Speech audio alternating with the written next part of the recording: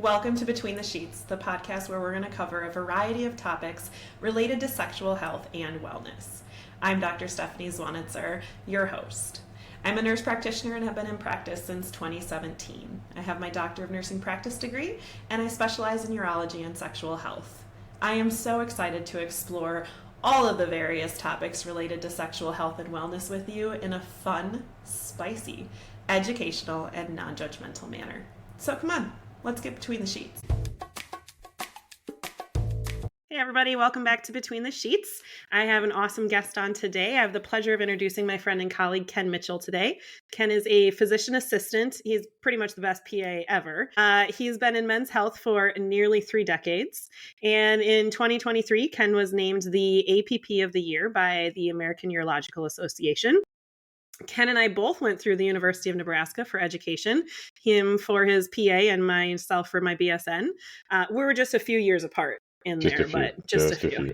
Ken has many publications, speaking engagements, and he even co-founded and is CEO of GUYnecology Men's Health, which is a nonprofit organization dedicated to men's health research, provider training, consumer education, and health promotion. And that's where I met Ken. I went to his gynecology conference a few years ago and have been blessed to keep him in my network and as a friend ever since. So welcome, Ken. Thank you for having me. My pleasure. Yeah, absolutely. So we're going to dive into a very popular topic here, some premature ejaculation for our men, and kind of go through how we work it up, what we do for these guys. And so Ken's going to help us talk through that. All right. Sounds great. Gosh, I don't even know where to begin. Maybe a little bit of background, but even, it's sort of the one that's kind of gets left behind, no pun intended. A lot of guys just don't talk about it. So they suffer in silence for a long time with it usually. We divide that up into, lifelong, versus acquired. Premature ejaculation. At the end of the day, it seems that most men, for a number of reasons, mostly social reasons, just don't want to talk about it. And you add that to the list of things men don't want to talk about. This one's pretty far. It's pretty up there. Things they just don't even want to address. Even if they come to one of us, it is still that one that's just, I'm not sure I'm ready for that one yet.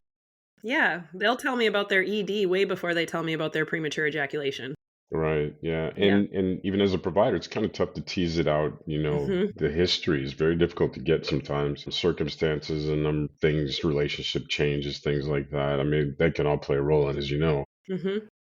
And so, we try to pay close attention, and, we don't have a lot of validated questionnaires. So some of it takes trial and error and time and experience for you to really get good rapport and to get a good history and take care of these guys. Yeah, for sure. So when they come into you and you're their provider, and they're saying, man, I just ejaculate so quickly, my partner's not happy. What are kind of some of the things that you start to ask them to try and figure out exactly what's going on? Right. So most of it, again, ask them how long they've been in the relationship. When did this start? Because again, we're going back to that lifelong versus acquired. I will ask them about their erectile function, of course, things like that. Essentially, you can't leave no stone unturned. So you really have to treat them like a low T ED patient. Make sure that you don't have any other contributing factors there. Are they diabetic? Have they had, are there any mental health issues? Has there been any history of abuse? Things like that that have gone on that you want to pay attention to, and not be uncomfortable about asking about any types of sexual encounters that they've had historically. Have they had good, healthy sexual relationships in the past? Again, once you've kind of teased all that out, then you can really start honing in. Not to beat a dead horse, I had a tremendous mentor in this area, actually. There's a guy named Michael Metz, actually. Those people that have been around sexual medicine know of him. He, oddly enough, was in my backyard for at least 3 years before I realized he was down the street from me, after I'd been reading his work for years. When I was in Minnesota. And he wrote what I believe some of the best books ever written from a sex therapist perspective. And he wrote these books. They're all coping with erectile dysfunction. The one he wrote was coping with premature ejaculation. And I remember when he wrote that, after we met for the first time face to face, we had this regular once a month. We met for coffee.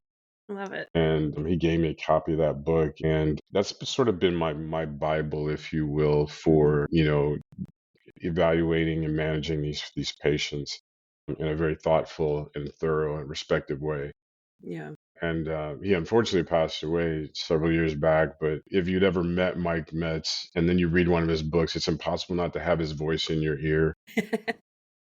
He was very disarming and calming, Yeah. just as a rule. So, oh, I'm not the only one who's gonna have a dog Yeah, stop and Milo visit. pokes up sometimes.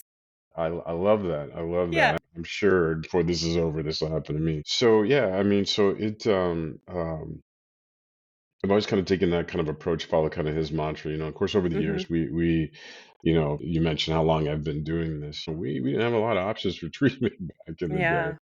Yeah. Yeah. We have more, but compared to other disease states that we treat, nowhere near the armamentarium, if you will. Yeah. One of the things I like to tease out from the guys too is whether it's happening just with intercourse or if it's also happening with masturbation. Because, there's some guys where it's with both and there's some guys where it's one or the other. So that I always like to pull out as well. Yeah, I mean, and that's again just kind of that whole relationship thing. You hate to say it, but guys have multiple partners. Sometimes it happens with one partner, not another. Mhm. Yeah. And again, those are the things you need to tease out. Is this really premature ejaculation? Mhm. I think the best story of a patient that I had that I could share is a guy who was married for a long time to a woman, and unfortunately, they split up. But he had said, the sexual script that he gave me was that they had sex in the middle of the day, not for very long. That Hmm. was good for them. Mhm. And then he got in another relationship and he got remarried, and this his new wife wanted to have sex longer. Apparently, he was able to do that, but he felt that it wasn't long enough for her at times. And then when I asked the question, after getting all this information, I said, "So tell me, how long are you able to, successfully engage in intercourse?" He said, "Well, about an hour." And he said, and I go, "Well, um, that is not premature." Not even close. Yeah, I Yeah. said, in fact, I said, "Now you're bragging." I'm like, Right. "No." Right. But it was just the difference from one relationship to another led him to believe that I'm not lasting long enough. So clearly, I have an issue, and Right. Yeah. and thankfully, I had Mike down the street. I said, "You need to go see this guy Right.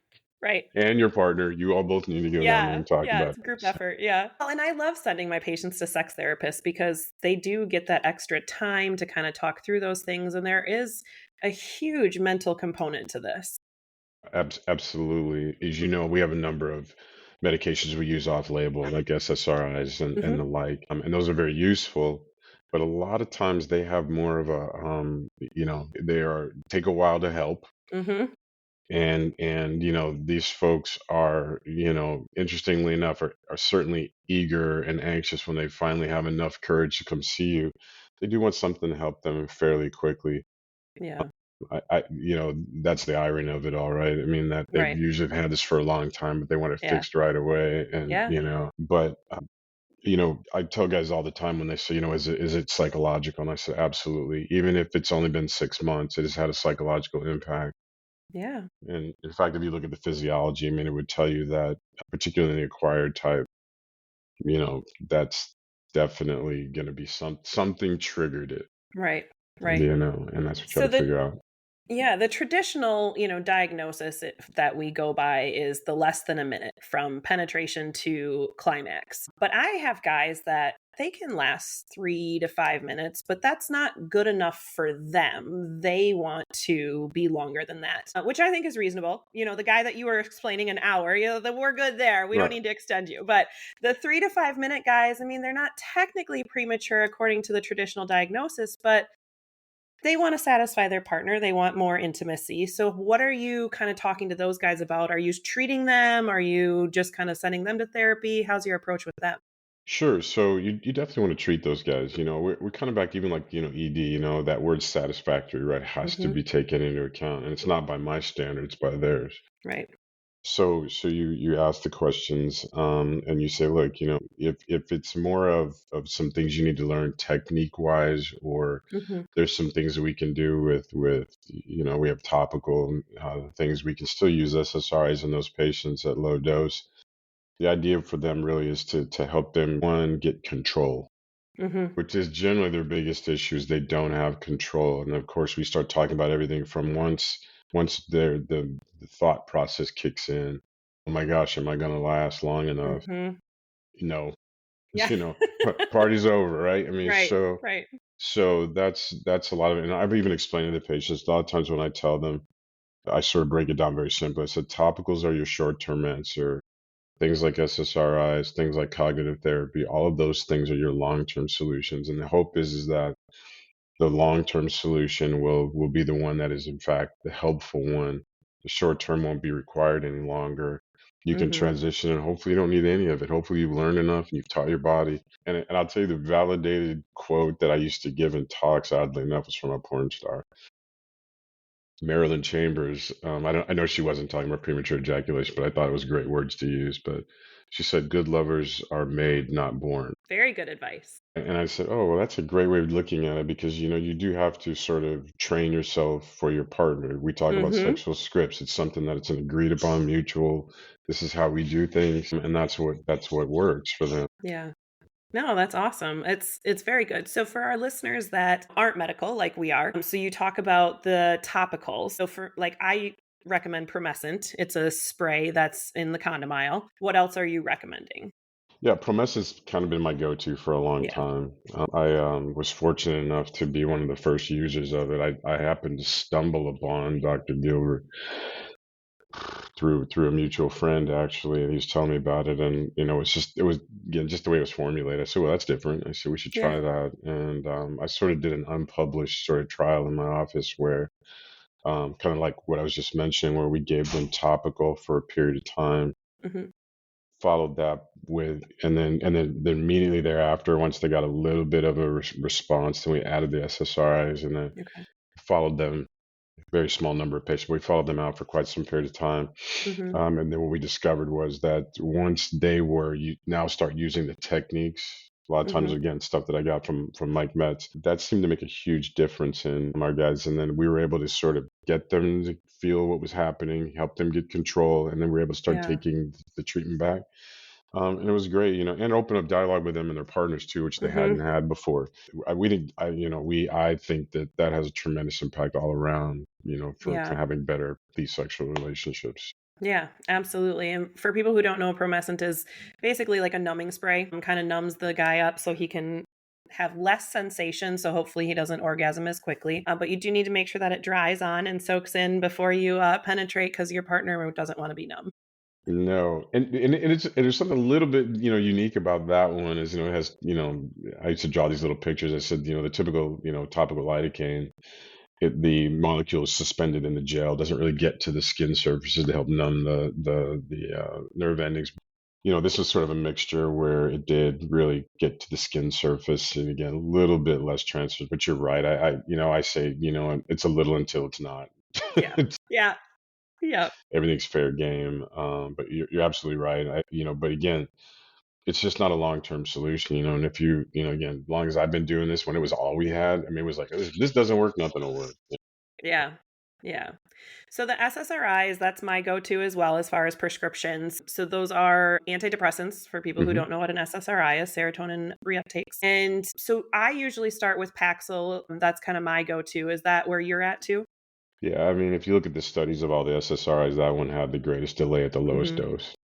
Yeah. So it was easy. Before I did, urology space, I did general internal medicine. And I did a lot so I had a fairly good handle on how SSRIs worked, which ones Hmm. might be better.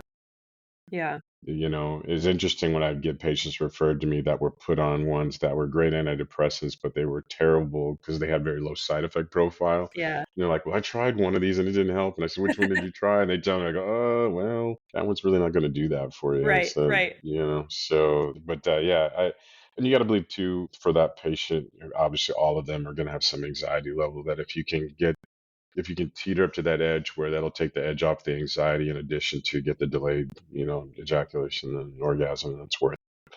It's win-win, I should say. Yeah. Yeah. So you said taking to the edge, which makes me think of edging. So a Mhm. lot of guys will practice this to try and get themselves some more control. Have you found that to be effective for your patients? Yeah, we get a little of that, guys will try that. There's also the pre intercourse, ejaculation. Yep. So, so that they can, hey, I've got, I can get an erection, but they'll have a prolonged latency time for their next Mm-hmm. orgasm. So they like that. All are in the list, if you will, of techniques one can do. The start stop, is another one I think is really important. I do like that one if it's done appropriately, and that is Mm-hmm. if you start educating the guy and his partner about when you start feeling overly aroused, about how to just calm yourself. Mm-hmm. And that's the I think the most difficult thing to do, especially when that's been the response for so many years. Mm-hmm. To suddenly change that is really hard to do that. And, as you mentioned, we have to be mindful of that from a mental health Yeah. standpoint. Yeah. That's going to make a huge impact. Yeah. I've had some guys try the squeeze technique where they'll either squeeze their testicles, they'll squeeze the head of their penis. I haven't had a lot of guys have success with that. No, Okay. I'm sure there are much more comfortable distractions one can Yeah. engage in. Besides that, yeah, it's fun. I don't think I've ever really told anybody to do that. To be honest with you, Yeah.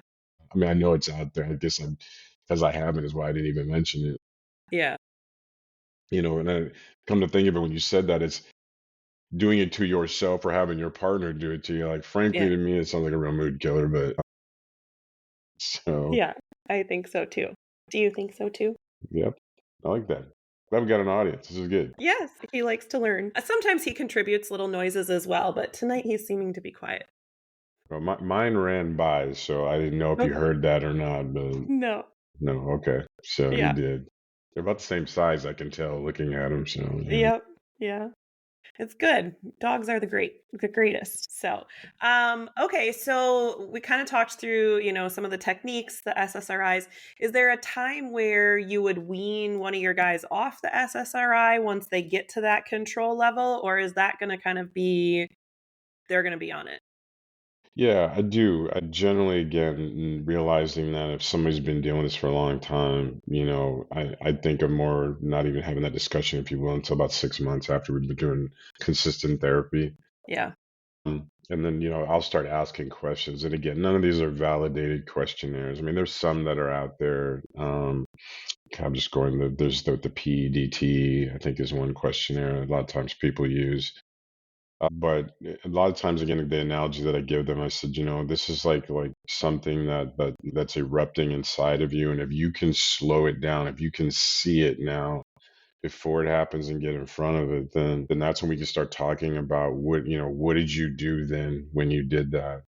I don't talk about that beforehand, so I will start looking for this. I want them to focus more on wins. Like, okay, do this, get a win, feel like, okay, I now I feel comfortable, like I'm capable of getting better. Anything is, any progress is good progress here. And once they've done that, and again, they start kicking in some of their own repetitive coping skills, then I can, Hmm. start, okay, let's quantify that and Yeah. talk about how you can repeat that over and over again. Yeah. I mean, I think the biggest takeaway for the guys that are dealing with this is that there is help and we can help you get longer lasting, and it doesn't have to be something that ends your relationships. Right.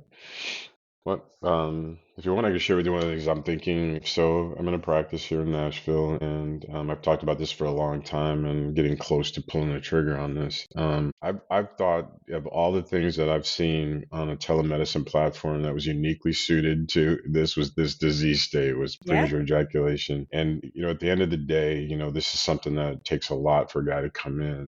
Hmm. Even if your initial consultation can be done in this, in a telemedicine platform, it's much more engaging, and you're Hmm. and you're more likely, if you can have one good initial encounter with anything we treat, you're more Yeah. likely to have a good outcome.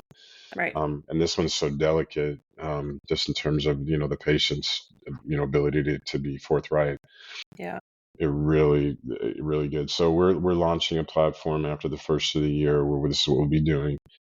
That's awesome. We'll do this telemedicine platform. We'll deploy some questionnaires. I'm going to go with that just because I think it's helpful to have something that you quantify. Yeah. Yep. Most of the medications, including Promestin, are available over the counter now, and you can get pretty much any pharmacy. I'm a big believer. If I get a patient who's willing to read, I still tell people, get on Amazon and get Coping with Premature Yeah. Ejaculation by Mike Metz.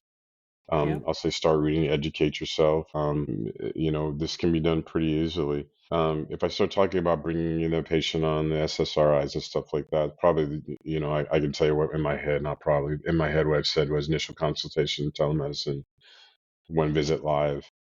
Could Hmm. probably do the remainder telemedicine after that. But Yeah. you'd have to lay eyes and hands on them, for sure, making sure you don't get any, body language or anything suggestive of somebody Yeah. having depression, anxiety, anything like that, knowing Yeah. that there is a risk if you're prescribing an SSRI, Yeah. of compounding things. So that's really what we're hoping to do. And I think there's a huge cost savings for sure when you start using these types of platforms, using them more efficiently. And I know I said before the call that I would not talk about workforce, but we got a diminishing workforce. We have to be very Yeah. creative in how we're going to deliver Absolutely. this care. Yeah. And I think you're right too, just because of the delicacy of the matter. Like it takes a little bit of it away being over the computer that I'm kind of a stranger, but you may or may never have to see me again if you don't want to. So Right, it's right. kind of more comfortable over the computer, I think. So I think that's a great way to do it. Yeah. So stay tuned. Hopefully, we can circle Yeah. back sometime. Be happy to share with you how it's going. So I hope Yeah, that'd be it awesome. goes well. So, but it's a problem. Guys are looking for it. I Yeah. shared with you. Like I said, we did a market search on it, and it was the number 3 Google search on guys. Wow. It was this premature ejaculation. Yeah. I was shocked. I was ready to, make a pitch for, hey, let's go after number 10. Yay. Right, right. Yeah, yeah. Well, I'm sure it's a big issue. I will have patients come in and thinking they have an erection issue, and it's Hmm. actually premature ejaculation. So they'll come in and they'll tell me all about their erections. And as I'm teasing through these questions, their erection is perfectly fine. It's just that they're Yeah. orgasming too quickly, and they think they're losing their erection, but it's just because naturally you erection goes down after you climax. Yeah, yeah. And that's tough, like I said, if it's, nowadays you could argue the logic is not flawed. Everything is an erectile function, if you will. I mean, Right. it's somehow related to it, right? So, Yeah. Yeah. but or erectile dysfunction, excuse me. But Hmm. so I was Peyronie's disease, all of them, people say that. I go, Yeah. you're right, it is, but let's get a little, dig a little deeper on what that Right. means for you. So, Right. Yeah. um, Yeah. No, that's awesome. All right. So we've kind of like helped the guys who orgasm too quickly, all the right, premature ejaculation. So switching to the other side, guys yeah, who last an hour, like your previous patient you were talking about, or longer, or just really have a difficult time getting the orgasm itself. They can stay hard, they can have sex as long as they want, but getting that orgasm is really difficult. What are we doing for them? yeah, right. So complex problem. Mm-hmm. Typically, happens in our older guys, Yep. usually, right? Or Yep. those that have undergone procedure, they have some type of comorbidity, whether neuropathy is a byproduct or a Yep. or symptom of some existing illness they have. So most of us trying to figure all that out, right? Yeah. Where is this coming from? Some of our patients who've had pelvic surgery, prostatectomy, stuff like that. I mean, it's like, those are kind of easy. You got a day and a Yeah. time. Yeah. The others are certainly much more difficult.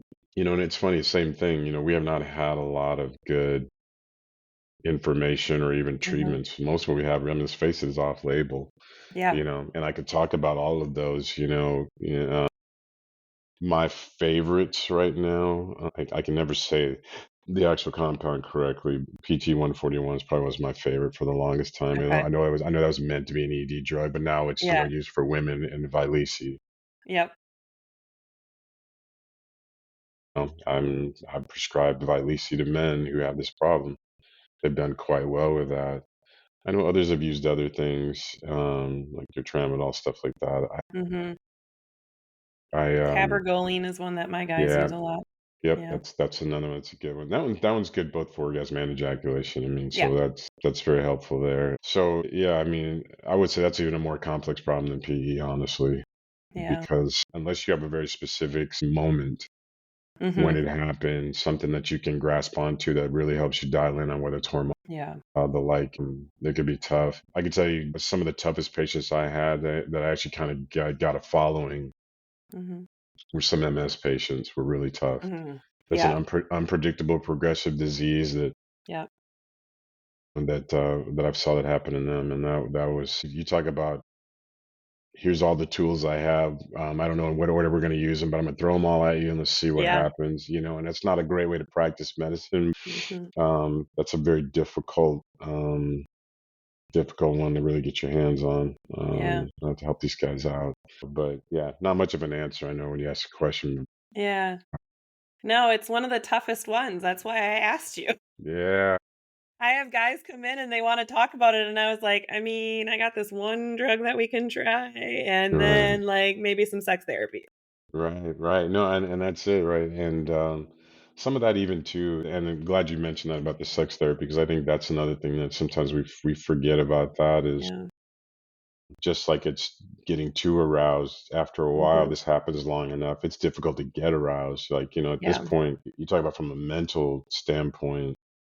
The guys who now have tried things that you and I would never try, Yeah. just Yeah. because they're just beyond our imagination. But when you're going through that and it gets to be that difficult, Yeah. I mean, anything's fair game at that point. Yeah. So it's Yeah. nice we can get in front of those guys before they do anything harmful to themselves. Absolutely. And they're partners too. I mean, Hmm. especially, I'm sure it is for homosexual couples as well, but I know for heterosexual couples, I will have wives say to me, well, he just doesn't find me attractive anymore. It Right. just doesn't feel good to him anymore. And I'm like, it has nothing to do with you. Like, so Mm-mm. I try and get the women in with their partners just to Hmm. reassure them from our perspective that, ladies, this is not you. This is something that he's dealing with.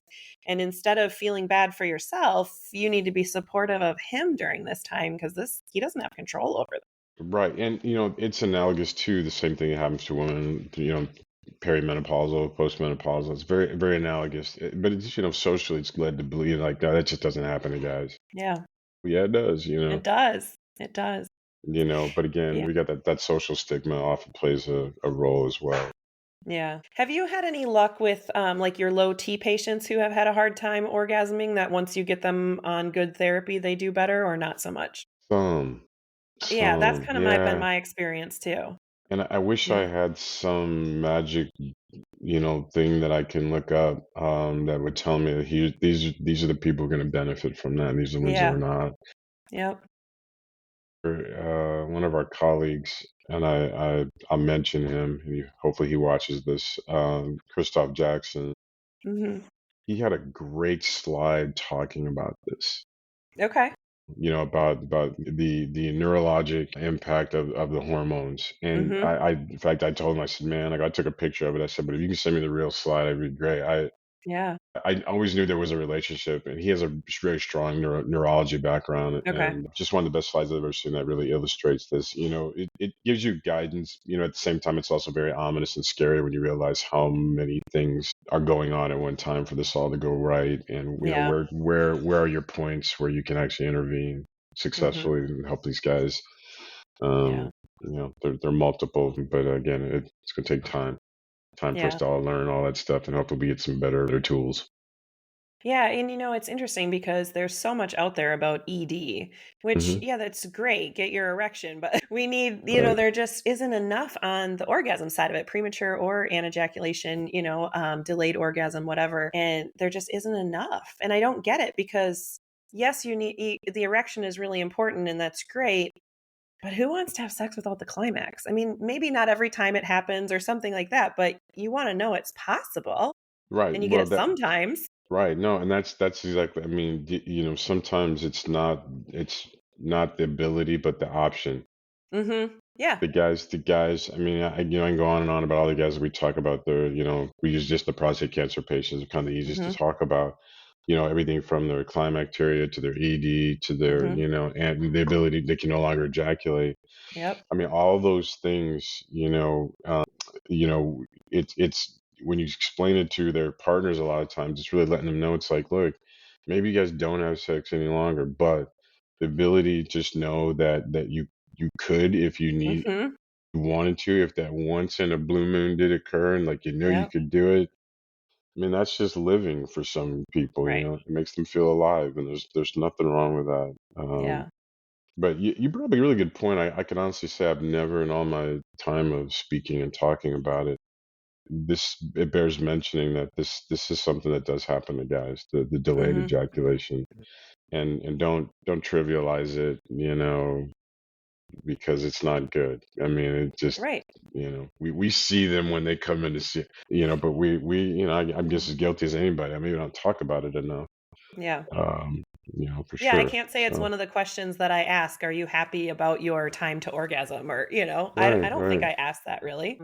I ask them if they have a good sex life or if they're satisfied, but I don't really ask about time to orgasm, and that could be something that maybe would open those questions. Yeah, yeah, and we're working on our marketing stuff. I mean, I guess I'm gonna have to throw this in the mix a little bit because I didn't till now, I didn't really Yeah. think about it very much. So, Yeah. Yeah. I've just had, and you're right, most of my guys are post prostate cancer, but the one I've had a lot of them lately that are just really struggling, and it's affecting their relationship because their partner thinks it's them, and it's affecting, right. their confidence overall and everything. So it is a big deal, and we don't have enough to help them. Have you noticed something? I mean, have you seen more post-COVID where people had a lot of time to sit around alone and start thinking about things? I mean, that's makes me wonder if that's how this jump to number three is of search. That could be, yeah, Because we saw a lot of stuff. I mean, kind of just, I mean, really in general, all the men's health stuff. I mean, we've seen a lot of things now shift because of that. Mental health has yeah, really jumped up there. Where yep, in some age groups it didn't even show up. wow, yeah, Right? right, Yeah, it wasn't that it wasn't there. yeah. It's just Well, and I measurable wonder now. too, like, so on, and you bring that up with the premature ejaculation side, we had this time frame where we were told not to touch each other. We were told to stay away, 6 feet different, like all of these things. Did that have an impact on guys spending too much time by themselves and masturbating so much that then when they're with a partner, it's so much more exciting that they're having premature ejaculation now? Sure, no, there's that. I mean, and then sex therapists talk about this all the time. And I'm joking. The way I spin it to my patients is like, yeah, if you self-stimulate, I go, you're never gonna let you down. Yeah, You'll go to the finish line with you. right. But when you got another person, your partner, I mean, that's where it can be Yeah. a little bit more challenging, and Yep. you can get in your own head, right, about all Right. of it. Right? Yep. So Yep. you're right. I suppose we could parse it apart, but I guess isolation alone is going to open up all kinds of cans of worms. Yeah. Yeah. Yeah. And then I have some ladies who will come in with recurrent UTIs because I see women too. Hmm. And we'll narrow it down to their husband is having a difficult time with his erections or with achieving orgasm. And so their friction and their time having sexual activity is a lot longer than it used to be. And now she's getting irritated and getting UTIs. So now she doesn't want to have sex. And so I end up treating both of them. They Right. come in and see me for their own appointments. But, we get him treated with a good ED medicine and get her on some vaginal estrogen. And then we kind of can get them both back to being active and happy. So Right. I do a lot with couples, not necessarily in an appointment together, but when they point out what's going on with their partner and then they'll send them to me. It's funny when I started doing sexual dysfunction, I was doing it from the internal medicine side before I went to Yep. urology. And so I mean, I was taking care of their partner. I was Hmm. doing their annual physicals for the male and the female. Yeah. And so I was like going, well, you know what?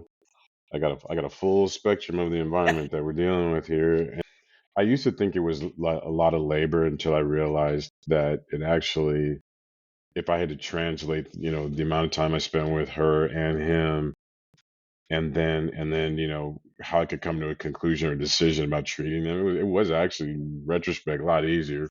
Yeah. Yeah, it makes a big difference. Yeah. So yeah, Yeah. you're smarter than me. Or I I just, I just mean, see the women and the men. You yeah, specialized. yeah, I got locked in, some time ago, and I go, well, that Yep. door's open now. So, Yep. You live in the penis uh, world. yep, I do. That's okay. It's all right. Yeah. That's funny because they joke with me. I do see men and women, but you go into my office and all it is funny penis stuff everywhere. And I'm like, well, yeah, because penises are funnier than vaginas. Like, Yeah, I you mean, can just do more silly things with them. this is, which is true. Yeah. I mean, I'm not gonna. I'll keep it a family show. Oh, that's good. Well, no, I think this was a great conversation. I think, Yeah, we covered a lot for both sides of premature and delayed orgasm. So I think it's good. We'll get together again and talk about yeah. something else. I love having you on here. Thank you. No, like I said, I'm excited finally to get on after all this time we've been doing this. This is great. Yeah, And yeah. I used to think there was too many podcasts, but I think in our space there's not enough. Yeah. Well, and we all have our own personalities and our way of talking and that's you find the person that you can listen to and enjoy. So I think it's all Yeah. right that there's a few of us out there. No, absolutely, Yeah. absolutely. So, but again, thank you for having me. And Yeah.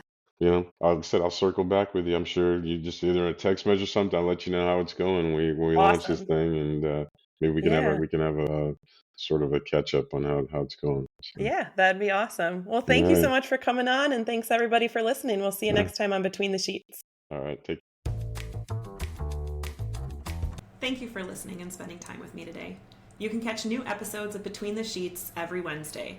Because what better way to add some spice to your life than to have a new podcast on Hump Day? We will continue to explore common, uncommon, and taboo topics related to sexual health and wellness. Please send any comments, questions, or stories to podcastbetweenthesheets@gmail.com. That's all one word, podcastbetweenthesheets@gmail.com. Have a great day. And remember how important it is to discuss these topics with your friends, your family, and of course your partners. In fact, you can follow, and share this podcast so they can see it too. See you next time for more sexual health topics between the sheets.